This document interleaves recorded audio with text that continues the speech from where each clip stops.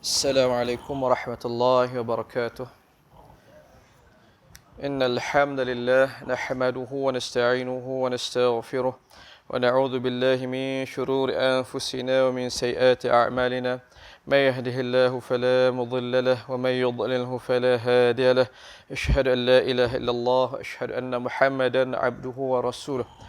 اللهم صل وسلم على سيدنا وحبيبنا وشفيعنا ومولانا محمد وعلى آله وأزواجه وذرياته وأصحابه ومن تبعهم بإحسان إلى يوم الدين.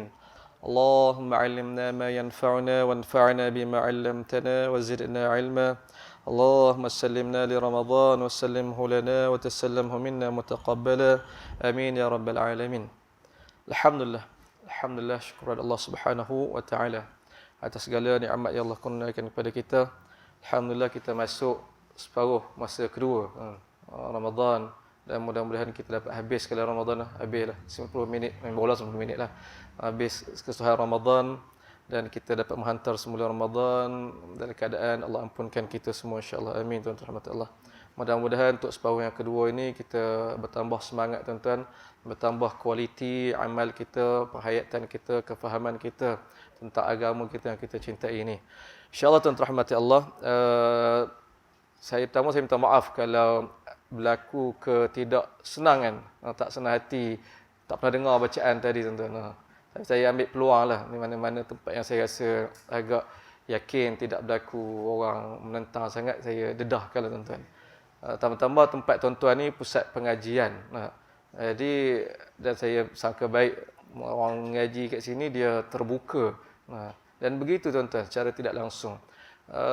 Tak ramai, kan tuan-tuan mungkin dah tahu, tapi tak ramai dalam masyarakat kita yang sedar bahawa apa atau cara mereka baca Quran itu hanya satu daripada 7 ataupun 10 cara baca atau qiraat yang ada di dunia ini. Macam kita lah, kalau zaman dulu kita solat tu kita ingat itulah Islamnya. Walhal dia ialah satu daripada 4 mazhab kan. Dan kenapa penting sekarang untuk didedahkan? Sebab dunia sekarang dunia yang kita makin terbuka kan, kita pergi ke sana ke sini, kita tengok orang lain cara orang solat dengan kita, lain cara orang baca Quran. Lalu dengan kita tahu kita dah terdedah lebih awal, kita tidaklah bermudah-mudah tengok orang lain salah. Itu cerita dia. Macam saya duk bawa orang pergi umrah. Soalan yang jemaah tanya, Ustaz, sah tak solat dia? Sah tak solat orang tu? Kenapa soalan macam tu tuan-tuan? Yang kalau kita dah terdedah, soalan lain kita akan tanya, Ustaz, orang tu solat macam tu solat mazhab apa? Lain tuan-tuan. Banding dengan orang yang memang tak terdedah tuan. Dia tak terdedah, dia tengok cara orang solat itu lain dengan cara yang biasa dia buat, dia kata, sah tak solat macam tu? Ni asas bermula dari situ. Sama juga kita baca Quran. Saya dedahkan tadi, saya maklum tuan-tuan, qiraat yang kita baca dalam salat tarawih tadi, nama dia qiraat Khalaf an Hamzah. Imam Khalaf. Kita ni, qiraat yang biasa kita di qiraat Hafs an Asim. Qiraat Imam Hafs. Dan itu qiraat majority. Di Saudi pun itu, tapi di negara lain antara Algeria, di Sudan, di tempat-tempat Al-Maghribi, mereka baca qiraat lain, tuan-tuan. Saya teringat pernah masuk surat khabar, kes seorang guru agama, dia buat report, dia jumpa mushaf lain. Masuk surat khabar di Pahang. Saya 2-3 hari saya cuba cari balik, tak ada dalam internet. Tu zaman sebelum ada internet, tuan-tuan. Saya ingat, saya ikut perkembangan itu. Berapa hari selepas pada itu, keluar kenyataan dari pihak Jabatan Agama, dia kata Quran itu tak salah. Itu Quran yang matbu' yang dicetak mengikut qiraat Warash. Lain. Tapi nak katanya sebelum bising, boleh nak kata, saya bayangkan yang mula-mula jumpa tu, dia guru Quran. Tapi nak tahu, dia boleh kata Quran salah. Tak terdedah. Itu begitu tuan-tuan. Jadi itu asal dia. Tujuan saya untuk expose tuan-tuan rahmati Allah, dengar lain sikit tuan-tuan rahmati Allah. Banyak perbincangan tentang qiraat ini, apa hikmah dia. Tuan-tuan, hikmah Allah turunkan, Allah takdirkan agama kita ni dibawa dalam bahasa Arab kerana bahasa Arab ini bahasa yang satu-satunya bahasa yang boleh kandung makna luas yang Allah nak sampaikan. Betul. Banding dengan bahasa-bahasa yang lain, tu Quran. Tambah tu pula ada cabang logat, cabang bahasa Arab yang lain menambahkan lagi orang kata lapisan makna Al-Quran itu. Contoh ayat fi qulubihim maradun fazadahumullahu marada wa lahum kan. Tak ingat dah ayat apa. Dia qiraat itu membezakan, boleh beza. Saya cuba cari tuan-tuan. Ada tak?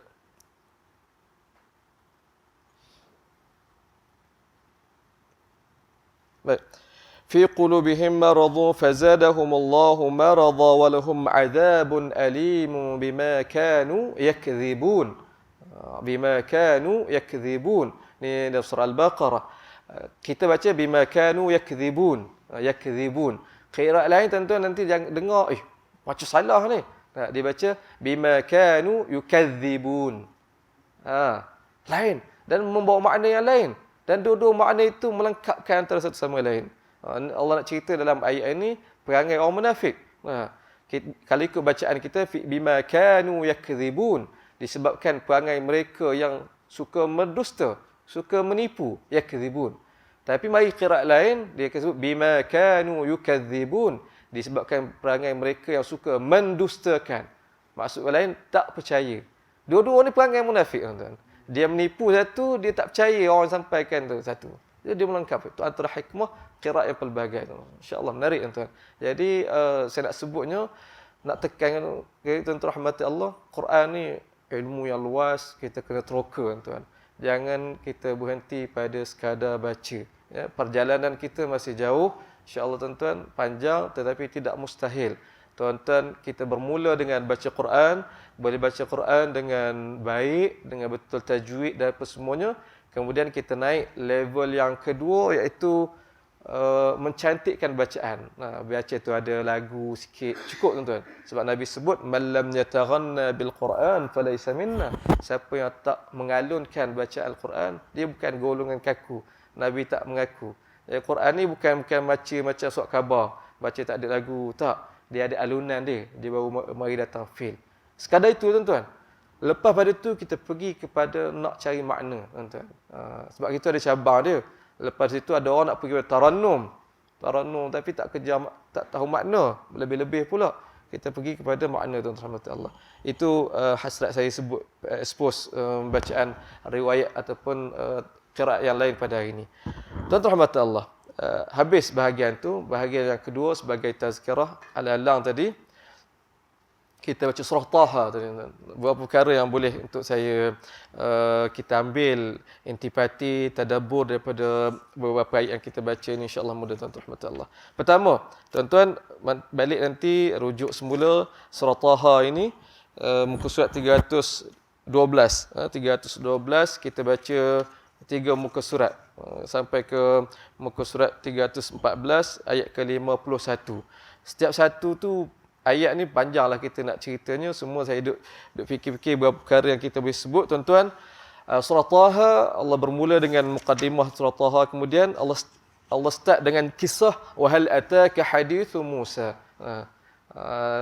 Tak sampai lagi ke cerita tentang Musa. Dan sampai habis kita baca tadi dalam solat pun masih lagi cerita tentang Nabi Musa. Tuan-tuan, yang saya boleh kongsikan, perasan ataupun tidak, Nabi Musa, saya pada kiraan saya lah wallahu alam, paling banyak Allah sebut tentang ahli keluarga dia Nabi Musa banding nabi-nabi yang lain.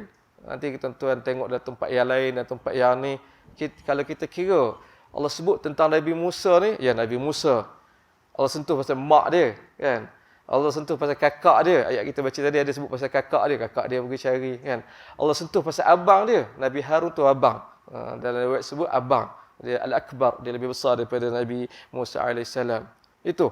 Mak, kakak, abang sentuh semua. Ayah tak sentuh. Ayah Nabi Musa tidak disentuh. Musa bin Imran tak disebut dalam Quran. Okay. Kemudian Allah sentuh lagi tentang isteri dia. Isteri dia berkahwin kan. Isteri dia, ipar dia, mertua dia. Saya kata, watak paling banyak ahli keluarga disebut dalam Quran Nabi Musa.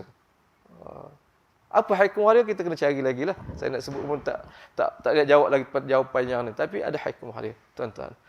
Yang berikutnya, memang Nabi Musa kisah paling banyak terakam dalam Al-Quran dan dia menjadi kisah hidup dia dan juga kisah perjuangan dia memang menjadi inspirasi untuk Nabi kita sallallahu alaihi wasallam. Sekaligus patut menjadi inspirasi untuk kita lah tuan-tuan. Kita ingat tak satu babak Nabi sebut dan ini ada dalam Bukhari. Nabi sebut rahimallahu ya akhi, rahimallahu akhi Musa laqad udhiya akthar fa asabara. Nabi kata Allah sayang, mudah-mudahan Allah sayang kepada saudaraku Musa. Dia dulu lagi teruk kena disakiti tapi dia sabar. Nabi pujuk dia. Masa tu Nabi pujuk diri Nabi sendiri tuan-tuan. Dalam Al-Bukhari kisah dia selepas pada Perang Hunain. Perang Hunain Nabi bagi harta, kepada atau perang kepada orang tu orang ni. Jadi ada seorang masa tu dia sahabat lah. Kemudian dia tidak ni. Dia kata, "Ya'dal ya Muhammad." Dalam riwayat lain sebut, ini bukan cara ni pembahagian yang Allah suka. Dia pertikai cara Nabi bahagikan harta tu. Memang kalau kita tidak beriman masa tu pun pada nilai kita macam tak adil lah Muhammad. Bagi kepada orang yang baru masuk Islam banyak. Bahkan dalam perang lepas pada tu Nabi tak bagi langsung kepada Ansar. Tu berlaku peristiwa lepas pada tu lah pula tuan-tuan. Tapi nampak begitu. Jadi mari seorang dia kata, "I'dal ya Muhammad fa innaka la ta'dil." Ada sebutan lain dia ada sebut, "Muhammad engkau tak adil ni. Bukan macam ni Allah nak bahagi ni." Marah Nabi tuan-tuan. Nabi terasa hati. Tuan-tuan, adil sifat wajib bagi Nabi SAW. Kalau aku tak adil, siapa lagi adil? Kemudian Nabi sebut ayat tadilah. Nabi kata, rahimallahu akhi Musa. Allah diingat, Allah sayang kepada Nabi Musa. Laqad udhiya akthar fasabara. Dia dulu teruk lagi banyak lagi kaum dia sakiti. Tapi dia sabar juga. Jadi begitu tuan-tuan. Nak katanya Al-Quran, kisah-kisah Al-Quran dengan kita faham, dia memang menjadi inspirasi, menjadi teladan untuk kita tuan-tuan Allah. Itu yang kedua. Yang ketiga, ini sekadar orang kata ringkas ataupun biasa sahaja. Pada ayat Allah tanya ayat ke-17, "Wa ma tilka bi yaminika ya Musa." Allah tanya apabila Nabi Musa berjumpa dengan Allah Subhanahu wa taala, Allah tanya, "Apa benda kat tangan kanan kamu tu Musa?" Kan? Nabi Musa pun jawab, "Qala hiya 'asaya atawakka'u 'alaiha." Ya Allah, ni tongkat saya ni saya buat kait pokok nak bagi makan kepada kambing saya gini-gini. Dan ada lagi kegunaan saya yang lain. Waliya fiha ma'aribu ukhra. Ada lagi kegunaan saya yang lain. Tuan-tuan, ini saya teringat nak kata akhlak kita pun akhlak kita, diri kita pun kena dibentuk sama dengan Al-Quran, tuan-tuan. Satu ketika dulu kita masa belajar membesar dengan keadaan tu, apabila kita salah tanya tuan-tuan, orang pancung kita. Tengok kawan kita tengah makan, kita, makan dah ke?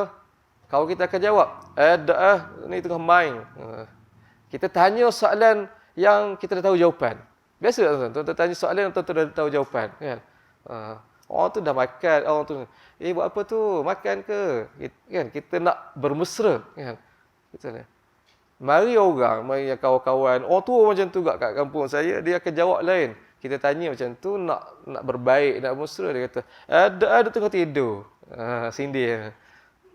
Ada tengah ni.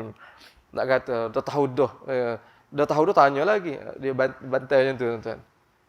Saya pun, betul juga. Lepas tu dah tak tanya dah. Rasa macam tak patut nak tanya. Benda yang kita dah tahu orang nak buat, kita tanya. Macam tak bijak, tuan. Tak. Bila kita baca surah ini, baca ayat ni, Allah pun tanya, "Wa ma tilka bi yaminika ya Musa." Musa, apa benda kat tangan kamu tu? Adakah Allah tak tahu apa benda tangan Nabi Musa? Tak. Allah tahu. Tapi ini cara bermesra. apa benda di tangan kanan kamu tu. Tengok apa jawapan Nabi Musa, dan kita akan rasa keterujaan Nabi Musa. Nabi Musa kata, "Ya Allah Tuhan, ni tongkat aku." Walahan Nabi Musa boleh jawab je, "Ya Allah, tongkatlah." Kan? Ringkas. Tapi kenapa dihuraikan? Nabi Musa jawab, "Qala hiya 'asaya atawakka'u 'alayha." Ya Allah, ni tongkat saya ni saya buat menapak, buat ni, saya buat apa kait itu. Dia cerita dia. Tuan-tuan, kemesraan tu. Apabila soalan tu ditanya dan kita rasa orang ni nak bermesra dengan kita, lalu kita pun ni. Tuan-tuan rahmat Allah. Begitu. Dan sama juga dengan ini juga akhlak Nabi sallallahu alaihi wasallam. Nabi juga pernah tanya seorang kanak-kanak benda yang Nabi tahu. Tapi kenapa Nabi tanya nak bermesra? Nah, satu hari anak adik kepada Anas bin Malik, dia ada bela burung. Ini juga ada dalam Bukhari. Bela burung. Burung mati. Tengok menangis dia. Nabi tengok, tanya Anas, apa cerita ni? Adik saya tu burung dia boleh mati. Nabi pergi dekat dia. "Ya Aba Umair, ma fa'ala an-nughair?" Nabi tanya, "Hai Abu Umair, apa cerita burung kamu, anak burung kamu?" Nabi tahu dah. Tapi itu bermesra. Jadi boleh tuan-tuan. Saya nak kata kalau orang tanya benda yang dia tahu dah, lepas ni dia tahu dah kita buat tu, kita jangan pancung tuan. Jangan pancung. Itu tak kena dari segi akhlak dia, tuan-tuan rahmat Allah. Itu yang keberapa dah, saya ada sekadar lalu. Lagi tuan-tuan rahmat Allah, kita tengok juga berkenaan dengan Nabi Musa dan keluarga dia, disebut adik-beradik atau abang adik yang paling beruntung dalam dunia Nabi Harun. Dia dapat jadi nabi sebabkan adik dia Nabi Musa minta kan, dalam kisah kita baca ni, ayat kita baca ni, Nabi Musa minta bagi pihak adik dia, "Ya Allah, lantiklah sekali adik aku ni, abang aku ni kan, sebab ini ya Allah, kita ambil ni." Dan yang berikut tuan-tuan rahmati Allah, yang terakhir ini sekadar orang kata nak luaskan lagi kefahaman kita ni, pengetahuan kita. Selalu bahkan orang jadikan sebagai petua nak lembutkan hati anak-anak tu baca surah Taha kan. Baca surah Taha. Sebab apa? Sebab tu Nabi Sayyidina Umar bin Al-Khattab masuk Islam sebab baca surah Taha kan. Dia baca surah Taha yang adik dia sembunyikan. Masuk Islam dia, tuan-tuan. Saya nak jawab begini, tuan-tuan rahmati Allah. Berkenaan dengan sebab apa Sayyidina Umar masuk Islam, dia ada khilaf. Kajian saya memang dalam sirah. Ada khilaf. Memang yang paling masyhur ialah riwayat Sayyidina Umar baca surah Taha. Adik dia sembunyikan, kena penampar adik dia kan. Yang tu ada dari Al-Hakim, Tabrani dan lain-lain. Baik. Tapi menarik dia tuan-tuan, paling kurang selain daripada surah Taha tu ada riwayat lain lagi. Ada riwayat lain sebut Nabi ni Sayyidina Umar masuk Islam sebab baca surah Al-Alaq. Dia pergi dengar Nabi baca, orang duk kata Muhammad ni sihir, Nabi Muhammad ni penyair, dia pergi dengar. Masa tu dengar Nabi Muhammad sallallahu alaihi wasallam baca Iqra bismi rabbikal ladzi khalaq. Dia berkata, "Ma bisya'ir." Kata, "Ni bukan syair ni." Lama-lama masuk terketuk hati dia, tuan. Dan ada riwayat yang lain sebut Nabi Sayyidina Umar masuk Islam sebab baca surah Al-Haqqah. Panjanglah, ada riwayat yang saya buat kat sini. Ada Al-Haqqah dan lain-lain. Saya nak kata tuan-tuan rahmatullah, tentang keislaman Sayyidina Umar, dia tidak ada yang mu'tamad. Bukan yang mu'tamad. Kita ulama terima aja. Ambil yang masyhur kita terima sebagai riwayat sirah. Ya, riwayat sirah. Kalau kita nak nilai dengan penilaian hadis yang hukum hakam, semua tiga-tiga riwayat tu tak boleh pakai. Itu dhaif, tak boleh ni. Tapi untuk penceritaan kita boleh terima, tuan-tuan rahmatullah. Baik. Nak katanya sekadar itu je lah. Sekadar cerita, tuan-tuan rahmatullah. Lalu daripada situ tidak patut untuk nak dibina satu petua, satu kata tadi, petua nak lembutkan hati anak baca surah Taha, tu dia tak begitu. Nanti kalau kita baca surah Al-Alaq, kalau orang tu jumpa surah Al-Alaq tadi, orang boleh buat petua macam tu juga. Nak lembutkan hati anak ni, hati orang suami baca surah Al-Alaq. Sebab apa? Sebab riwayat Sayyidina Umar masuk Islam sebab baca surah Al-A'la. Ataupun baca surah Al-Haqqah. Tak selesai tuan-tuan rahmat Allah. Ala kulli hal, memang Al-Quran ni ayat macam mana pun dia memang melembutkan hati tuan-tuan. Saya pergi mengajar di Shah Alam, ada orang respon pada itu, dia kata ada seorang kawan dia masuk Islam sebab dengar baca Quran. Kata ada kawan dia bertahun-tahun jiran duk dengar baca Quran, masuk Islam dia, walhal dia tak faham. Ini mukjizat. Ada Allah nak campakkan hidayah itu dengan jalan yang pelbagai. Dengar baca Al-Quran pun tak faham pun jadi mengetuk hati. Itu tuan-tuan, apa-apa saja pun boleh tuan-tuan rahmat Allah Subhanahu Wa Taala. Dan yang terakhir, begitu penekanan kita pergi kepada nak faham makna Al-Quran. Tuan-tuan, dalam baki masa yang ada ni, tuan-tuan rahmat Allah, kita tingkatkan nak faham Al-Quran tu tuan-tuan. Usaha kita ke arah itulah. Kejar pahala satu dah, pahala huruf tu satu. Tapi yang lebih penting ialah makna tuan-tuan rahmat Allah. Kerana itulah matlamat ataupun nilai besar Al-Quran duduk pada makna, bukan pada susunan kata, kan. Kalau kata pada susunan kata ditambah lagi pada bacaan yang indah tuan-tuan. Saya nak baca satu surah. Tuan-tuan kesan surah ni duduk kat mana? Saya dah baca tak tuan-tuan? Saya boleh baca ke? Surah Al-Fil, saya dah baca dulu. Dah baca?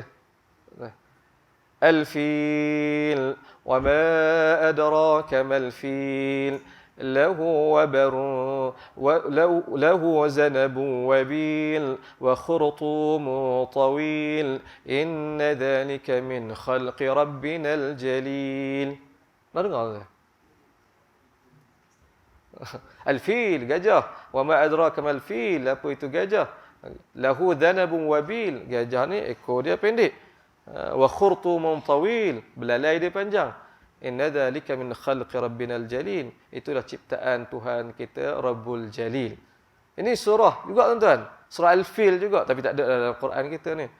Ni surah Al-Fil, Musailimah. Musailimah, Nabi palsu. Dia buat banyak surah, banyak ayat Quran tuan-tuan, dan orang percaya beriman dia dengan ni. Nak katanya kalaulah Quran itu nilainya pada rangkap kata, pada bacaan itu, Musailimah berjaya tuan-tuan. Allah cabar, fa'tu bi suratin min mithlih, bawakan satu surah yang seumpamanya. Musailimah dah berjaya tuan-tuan. Tapi bukan itu nilai Al-Quran. Bukan pada bacaan, bukan, tapi pada makna, tuan-tuan. Jadi itu sekali penekanan saya, tuan-tuan rahmat Allah, mudah-mudahan Allah bimbing kita untuk memahami kalamnya, untuk kita dapat merasai kemanisan, keasyikan, kedalaman makna dan ilmu Al-Quran sempena Ramadan ini dan berterusan selepas Ramadan.